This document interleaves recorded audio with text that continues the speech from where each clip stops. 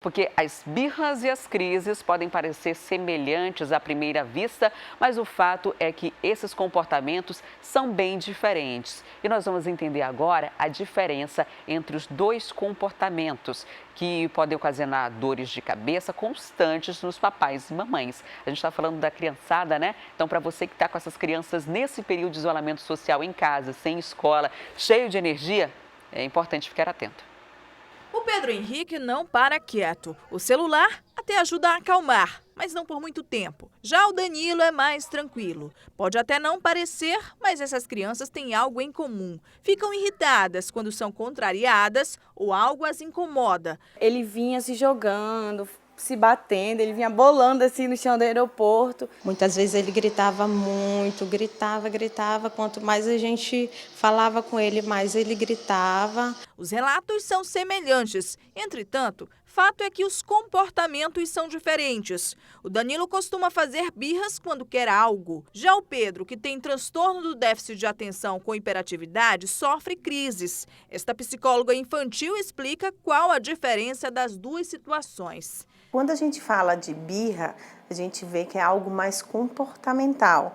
É quando a criança tem um desejo, quando ela não tem algo que é do alcance dela. Então, quando ela é frustrada naquele momento.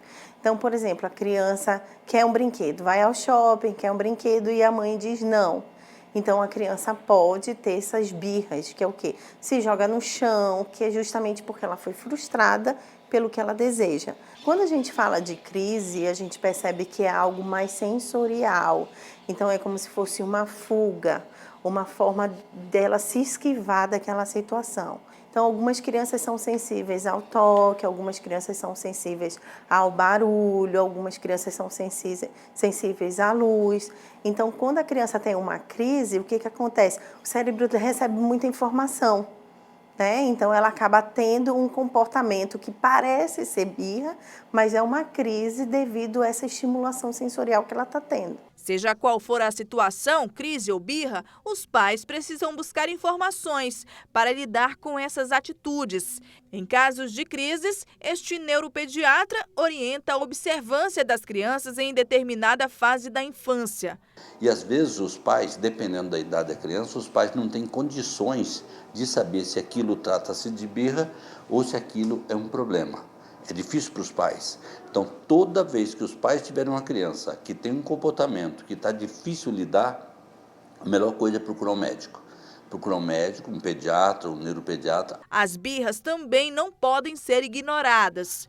Ele começa a fazer isso porque ele quer alguma coisa. Então, a gente já sabe o motivo daquela birra, né? E aí a gente pode evitar como? Colocando a questão da regra. Então, a gente pode antecipar um comportamento da criança. Antes disso acontecer, a gente já começa a falar as regrinhas para ela. Então, olha, nós vamos ao shopping e aí hoje a mamãe não pode comprar um brinquedo. Hoje a mamãe vai somente pagar uma conta. A Daphne já passou por diversas situações com o pequeno Danilo e depois de estudar muito sobre o assunto, chegou à conclusão de que ceder só reforça esses comportamentos, por isso tem evitado isso. E outra coisa que ela percebeu que tem dado certo é dialogar. Que no momento em que ele está fazendo a birra, não adianta eu tentar argumentar com ele, porque ele não vai me dar atenção, não vai me dar ouvidos. E aí, depois do acontecido, eu converso com ele, até mesmo porque ele já tem 2 anos, ele já entende, ele entende tudo perfeitamente. E aí a gente vai vivendo, é um dia de cada vez. Antes do diagnóstico da Esté de 10 anos, a aluna teve muitas dúvidas sobre o comportamento da filha, que também tem TDAH. Em muitos momentos de crise, ela achava que tudo não passava de birra. Alguns comportamentos dela que às vezes eu confundia, eu não sabia se era do transtorno ou se era da fase mesmo normal, né?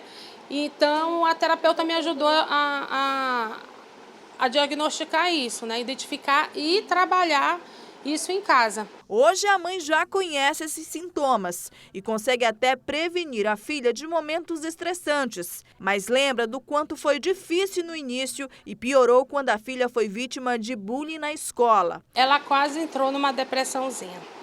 Então ela não queria mais sair, ela não queria mais ir para a escola, que a escola era o lugar que ela mais amava ficar. As tias da terapia também ela não queria. Ela simplesmente picotou o cabelo das bonecas porque as colegas diziam que o cabelo dela era feio, que ela era burra, que ela não sabia fazer nada sozinha, porque ela tem a mediadora, né? Ela respondia, batia, empurrava, desobedecia a avó. Apesar desse passado amargo, a Esté superou e hoje passa por um doce processo de desenvolvimento. Se eu não arrumar os meus brinquedos, a minha mãe me dá bronca. É? E quando ela dá bronca, o que você faz? Aí eu arrumo rápido para ela não brigar. Embora os casos se enquadrem em aspectos diferentes, essas 3 mães também passam por algo em comum: os julgamentos associados às crises ou birras dos filhos.